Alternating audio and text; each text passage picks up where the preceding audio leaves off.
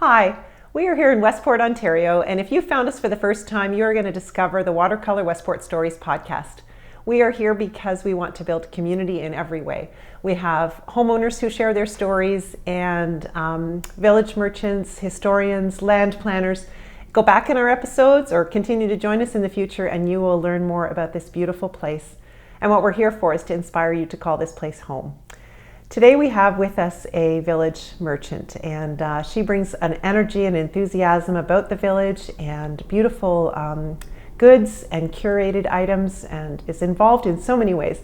And I'm really looking forward to our conversation today. So welcome, Kat. Yay! I'm delighted to be here. Thank you so much for having me. It is so great to have you here today. I have been into your shops and I know that they are just beautiful. They are places that are inspiring, and I know that there's touches of great joy that come from the items that I've purchased there and great memories that you've built in this community. So I'd love for you to tell everyone just how you came to choose Westport as home and a little bit about the businesses that you operate. Well, thank you for your kind words too. I always say the love is in the details, and we're fortunate enough to have an incredible team that really does run the show for us there. So I'm mostly behind the scenes at this stage in life with my children, which I'm fortunate to do. But one of the reasons we were drawn to this amazing little community, this gem of a community, was just the proximity, the location. Yeah. You feel like you are in the middle of nowhere in a really good way, but you're not. You're not isolated. You're so close to Ottawa, Kingston, Perth, and we have a great grocery store, so we have our eggs, our milk, everything that we could possibly need in rural living is right here. We have our home hardware and the lakes, the lifestyle, the trails. I'm an avid runner and hiker, and nice. I very much enjoy the community for that lifestyle, the water. I grew up in the Kawarthas. Okay.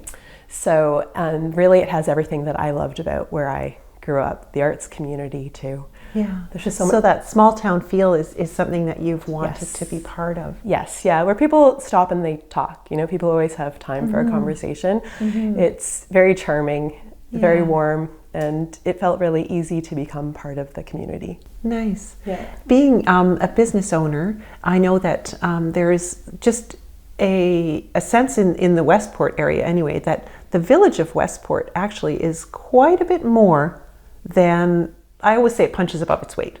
In terms of, there's a lot of retail, there's a lot of interesting spaces to explore. Building the homes here in watercolor, people are surprised to find just how much they can find within walking distance of the homes that we have built. Tell us a little bit about what your businesses contribute to the village life. Well, our business that we acquired, our main business in the village here, Pinecone, it's been around for well over 20 years. Okay. Its previous owner was Deborah Waddle and Ken Rose, and Deborah had an incredible eye for buying and merchandising and decorating. So she was featured in Style and Home well over 20 years ago as well with Pinecone, and we had the opportunity to purchase the business, and we've had it for over 4 years now, my husband and myself.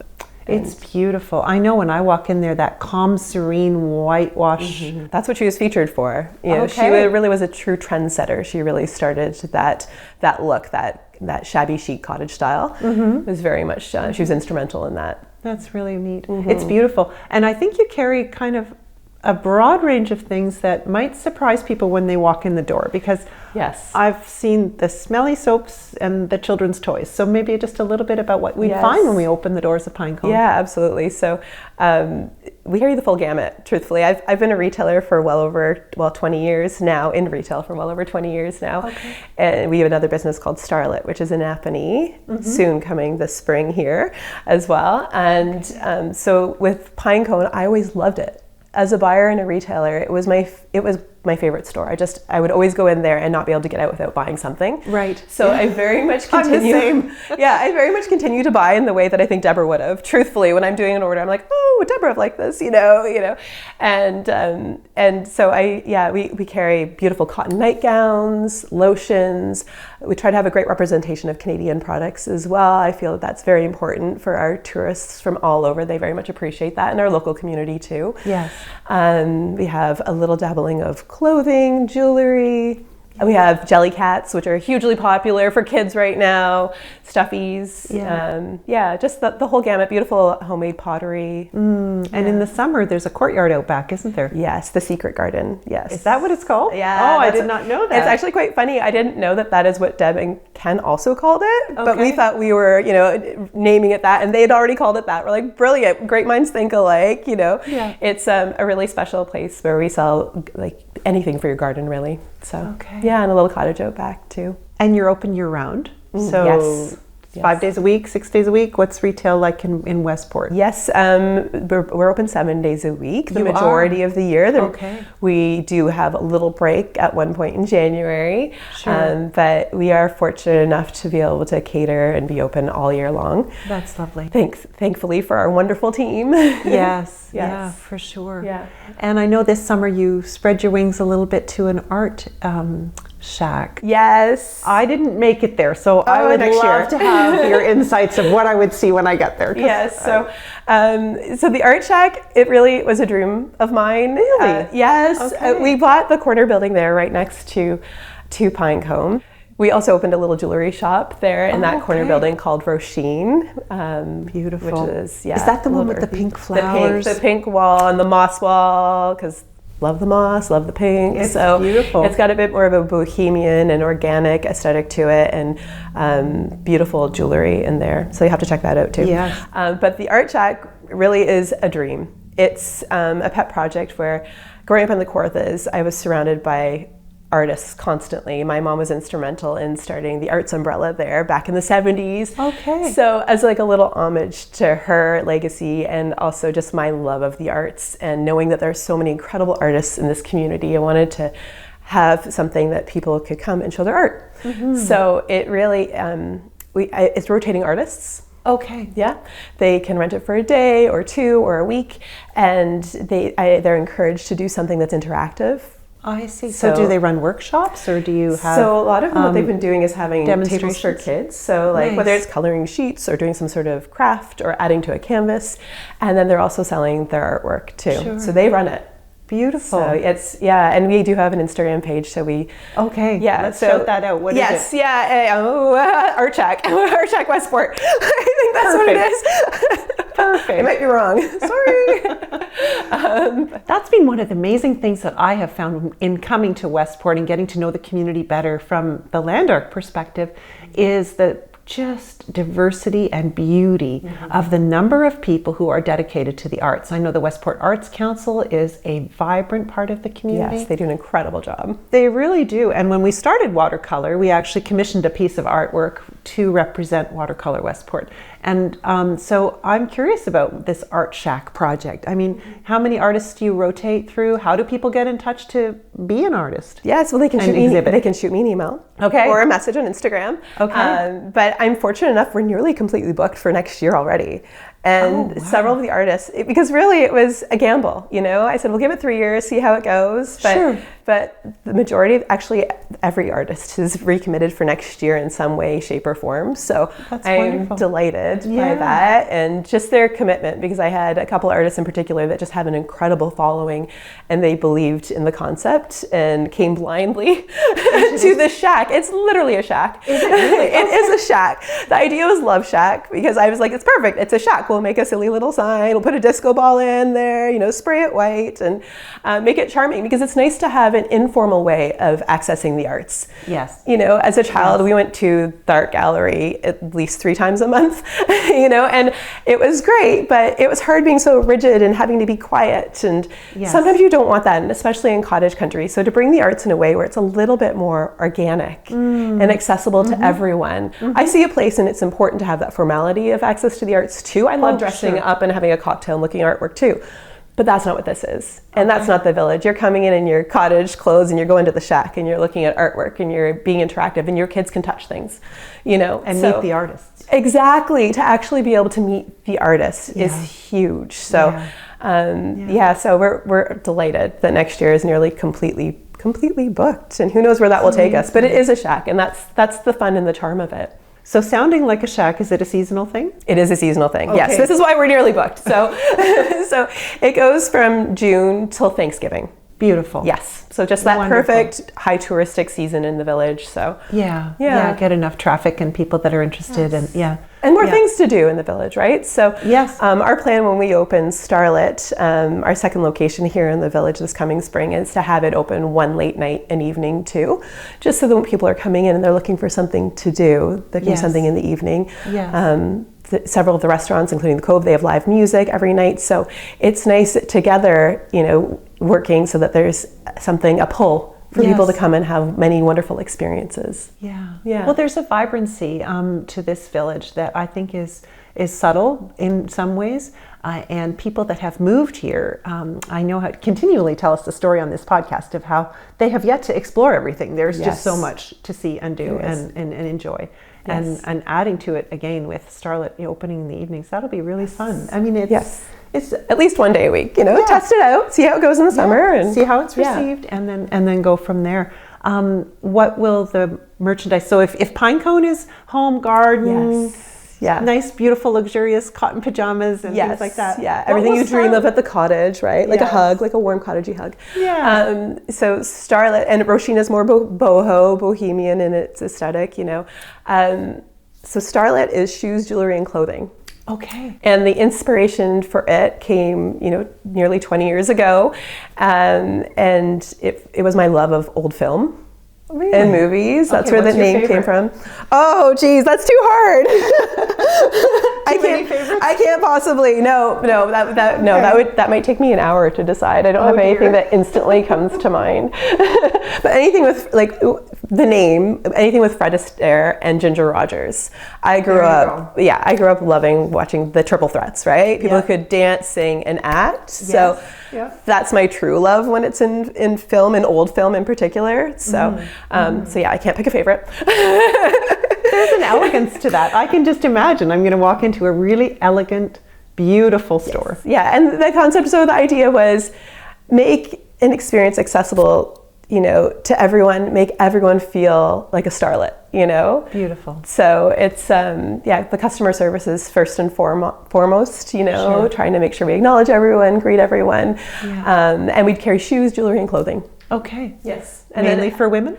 Mainly for women, but there will be a men's section in the new shop. We do have a little men's section in Napanee as well, too. Do you? But this one will have, it'll be more expansive, just because it's something that we feel would be well received in the village. So, there's a lot of chandeliers.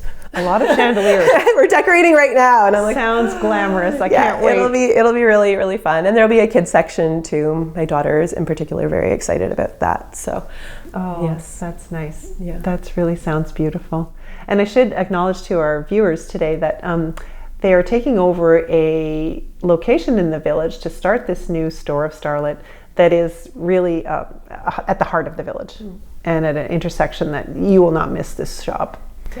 Which I'm really excited about because it was an older store that needed some love and a transformation, and you're bringing that vitality and transformation to it. I'm sure it's going to be gorgeous. I can't wait for the grand opening. We're really thrilled. Adam Knapp and his team, they're doing an incredible job renovating it. Wonderful. And just the siding, the aesthetic, it's looking, it's going to be lovely. Yes. That's really wonderful. It's really matching the dream, the vision that we have. So I know that Starlet is going to be a focal point of the village. I mean, just its location and proximity of walking within all of the other retail of the village.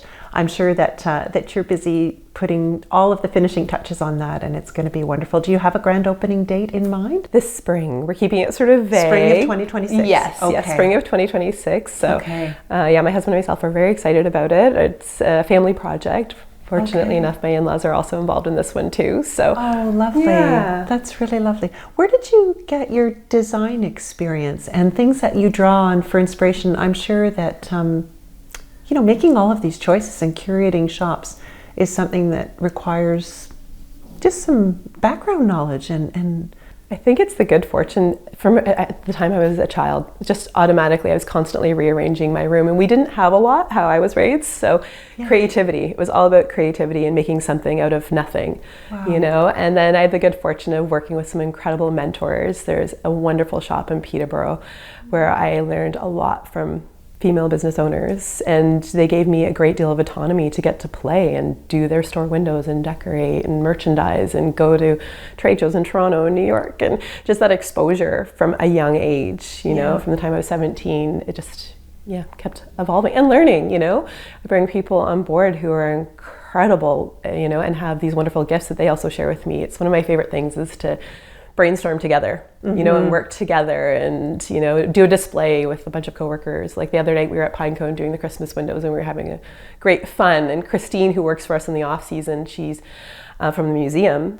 She fortunately lent us lots of beautiful museum memorabilia. So we have, you know, this incredible Christmas display that has pictures and posters from years gone by in Westport. So so it's great, beautiful. Fun. I love merchandising and and that doesn't feel like work. It sounds like it's playtime, honestly.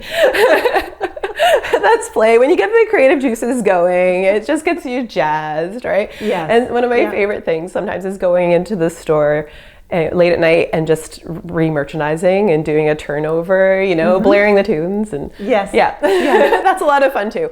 I'm sure. And these seasonal changes give just a real boost of inspiration. Yes, especially when you've done your buying and you know what's coming, but you're anticipating it for months and months. Then you're hopeful that it'll make it to production and make it to the store, and then you're like, okay, I had this vision. You know, it's and it comes. It's exciting to put it into play. Yes, I know some of your feedback about what you see in watercolor is rooted in those design and appreciation of beauty comments that you've said about watercolor, and I would love for some of our listeners to hear some of that, because being involved on a very small scale in the design part, we do have a wonderful designer, Brenda McPherson, who has made the interior selections and choices of palettes for the exteriors and things, but I'd love to hear it from you. Well, one of my favorite sayings in our business that I've always used from the beginning is the love is in the details. Yeah. You know, and I very much see that here.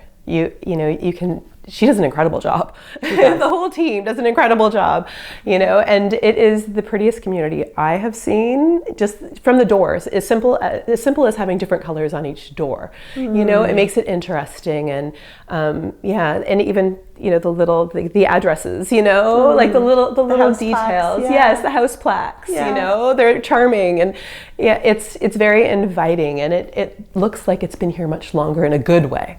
I know what you mean. Yes. Yeah. It doesn't feel like it's plastered on. It doesn't feel like it was just plopped down, you know. And with the trees and the gardens and the pathways, like I utilize the trails here. I very much enjoy it when I go for my walks, you know. And the fireflies. I try to go for my walks and hit it right when I go for my village walks. I try to hit it right that I go into your little woods there at firefly time in the summer. So my friends laugh. They're like, "Are you going to see the fireflies?" I'm like, "Yes, I'm going to see the fireflies at watercolor." So it's really quite charming. Oh, that's so nice to hear. Yeah, we do those designs so intentionally. We think of our homeowners as unique, one-of-a-kind individuals, which they are, and try to build the houses in ways that makes them feel that it reflects who they are, who they want to be. Maybe it's a vision they've had for a long time, where they're consolidating that home and cottage in one, and they want that feel of those colorful doors, the nice deep porches. Those things that you're coming to appreciate from your aesthetic background are very intentional. They get you excited to drive up to your home because it's customized and it's yours, right? That feeling. Don't we all have that in our home, right? So I know I have a red door on mine, so. You have a red door? Yes, red door house.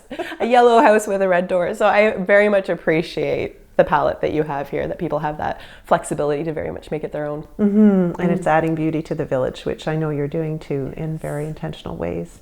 Yeah. Beautiful symbiotic relationship. That's so nice to hear. Do you think that Westport, as it is now, I mean, people are concerned about moving sometimes to a very small village in a rural place. Am I going to feel isolated? Am I going to be able to make friends? Like, those are legitimate concerns. Absolutely. And you're uprooting and moving maybe from a larger center. What's it like living here? What's the living experience like in the village? As someone who loves to get outdoors, and I'm a talker, as you can tell, which we love. I very much love it. Okay. You know, I'm not at a loss for things to do. You know, even the little school that my children go to, we're so fortunate they get to be part of the community. They take them out for little walks throughout the village, you know. Oh, nice. I go for my hikes up on the trail at Foley Mountain and adore that, or go for a run up there. And when you go for your walks at night, there's certain people that walk at certain times, and you wave at each other and you stop and you talk about your day. Nice. There's music on every single night in the village at the Cove, you know. There's many organizations that you can get involved in, whether it be Community in Blooms or whether it be the Arts Council. It's a very welcoming community. Nice. So I don't think that anyone should be at a loss for things to do, you know. Get out cross-country skiing. And if you want something more, you could go and see, you know, a show in Perth or in Kingston, you know, go to the movie theater, you know, go bowling, do that sort of thing in those communities, but it's not a far drive. We have everything we need here. And there's something to be said for that slower pace of life, and it's more experience-based. I think that's what, at least in my friend group, that's what the majority of us really want for our lives. And we want our children to have slower paces where they're not always in the screen. They're actually out there and being present. And this little village is very conducive to that.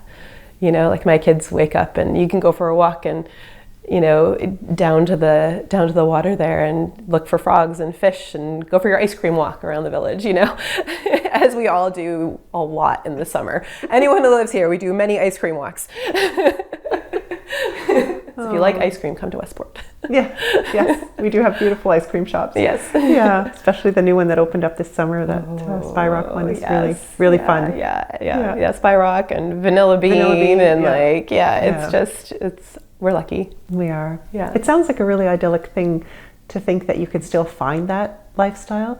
Most young families, as you know, and for whatever circumstances, end up in urban centers that take away a lot of those experiential opportunities from children, where they're being shuttled, you know, around to drive everywhere, to get everywhere, and that whole pace of walking and being involved in a community is... You don't have to have a rushed lifestyle here. You can go and do your skating at the rink, you know, and your family skates, and my kids do soccer here in the community. We could try to keep it pretty simple, you know, and there's a wonderful woman who does art with children. Oh, so lovely. My kids like doing that too, and there's...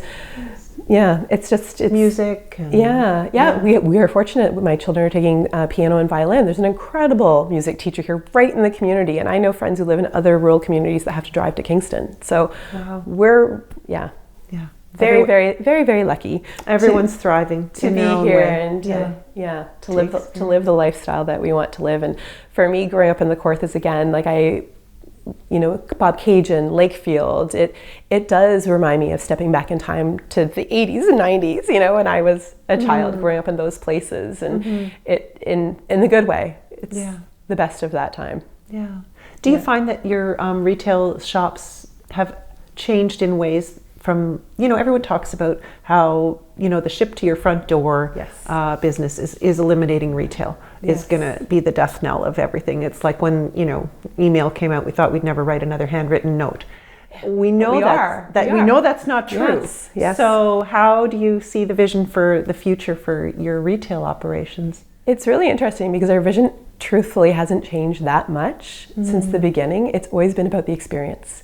So taking retail and making it very much about the experience, right? The love and the details. So right down to the bag that you choose, the ribbon that you choose, you know, and the ambiance, because a lot of that time that people that are actually taking, whether it was 20 years ago or now, maybe more than ever, taking to go out physically and go shopping with a bunch of friends. Yes.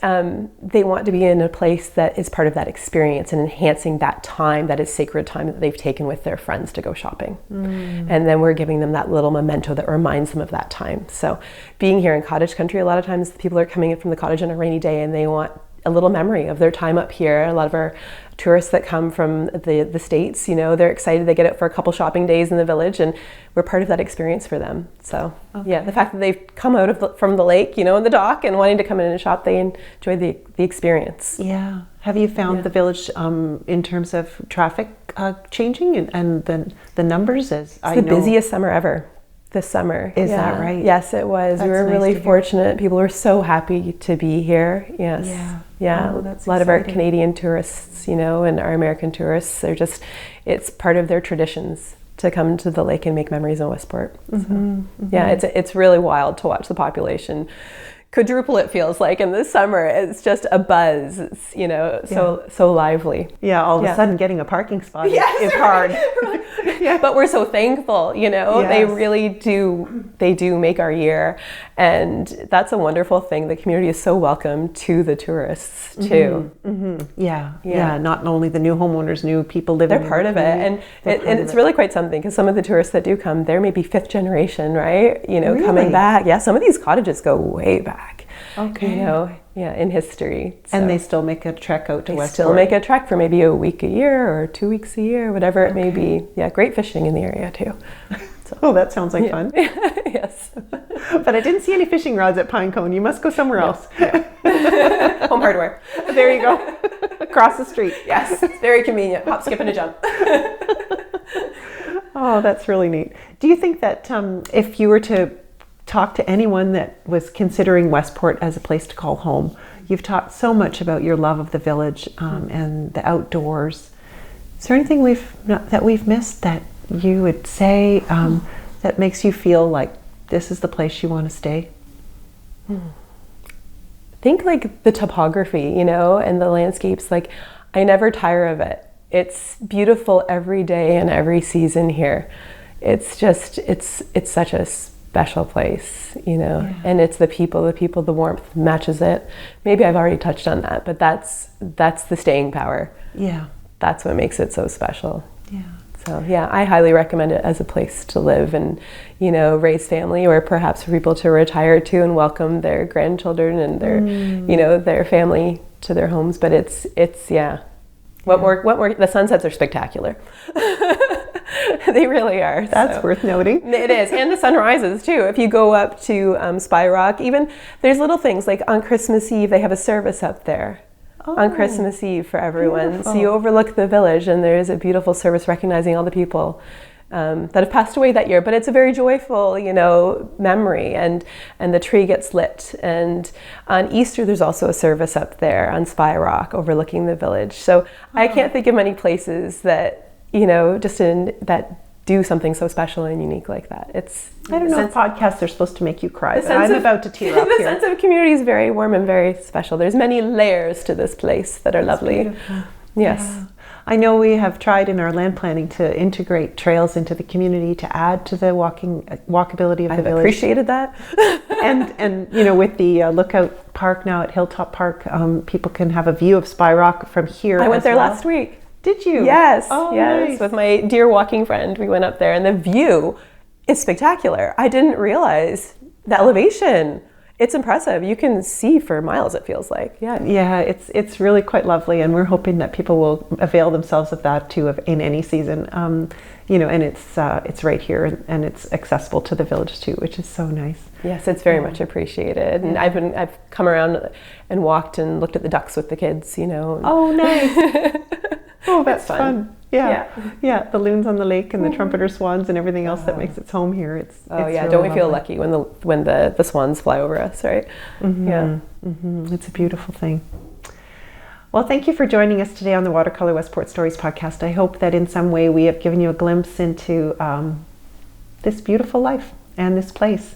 And we're just so thankful for people like Kat who are willing to share their story with us and with you, our listeners. So check over our website, watercolorwestport.com. You can follow us on Instagram, Facebook.